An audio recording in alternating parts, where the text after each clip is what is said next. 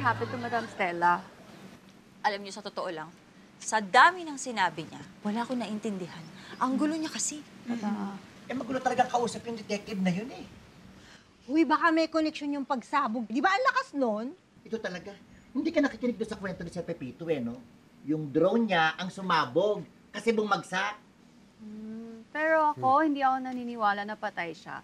Kasi if she's really dead, then they should have found the body. O baka naman namundok siya para hanapin yung kayamanan. Eh di ba may kwento tungkol doon? Nagpapapaniwala ka naman doon sa mga buried treasure na yon. Panahon pa daw ng hapon.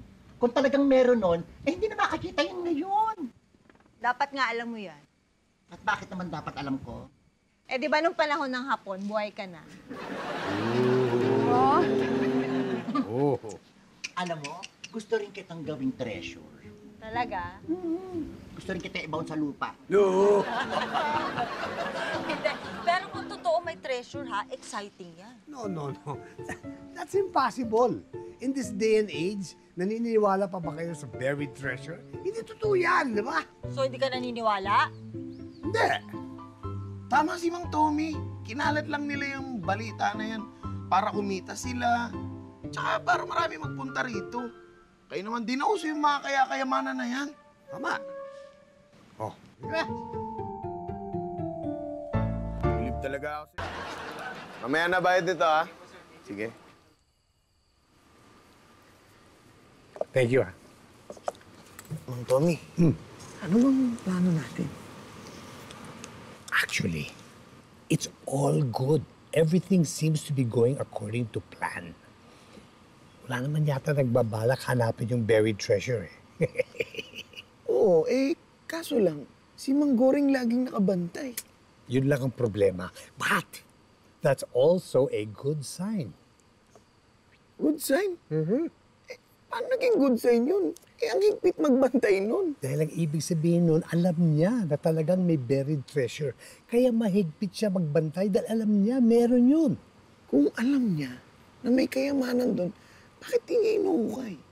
Dahil hindi niya alam kung saan. Dapat tayo maghanap nun. Ang kailangan lang, makalusot tayo sa kanya. Pero teka, Mang Tong. Meron akong naisip na idea. Bakit di na lang natin siya bigyan ng parte kapag ka nakuha na natin yung kayamanan? What? No! Ang ibig mo sabihin, hahatiin pa natin yung makukuha natin? Huwag na. At saka isa pa, hindi natin siya kilala. Baka mamaya mag-double cross pa tayo. Oh, di ba? Sa bagay. Wais ka talaga, Mang Tommy. Kaya bilib na bilib ako sa'yo eh. I'll drink to that. O ano? So, matulog na tayo. Tapos, balikan natin yung bukas. Sige. Ha? Sige. Okay. Ingat ka. Sige. Uy! May update ako! Diyos ko! Tungkol? Narinig ko kanina si Detective Cruz. May kausap sa cellphone niya at confirm nga patay na si Madam Estela. Oh, nahanap na yung body? Eh, hindi pa. Pero dun sa room niya, nakita maraming signs of struggles. Parang may nakapasok na ibang tao dun sa room niya. Eh, sino daw ang suspect? Nako, yan ang inaalam ngayon. Chuck, isa sa mga guest dito. Oh. Bakit nakatitig ka sa akin? Mukha ba akong mamamatay tao? Hindi ako nagsabi niyan. Uy, tignan niyo si Mang Goring, ayun. Nakatitig sa atin para nagmamanman. Ha? Saan? Saan? Ano doon nga? Ayun, tignan niyo yung sa likod ninyo. Ayun. Ayun. Ha? Tignan niyo. Wala naman ah. Ano naman? Ayun nga, nakita ko kanina doon eh. Nakatayo doon sa hagdan. Bakit? Ano naman? Anong wala Akla. yung nakita ko doon?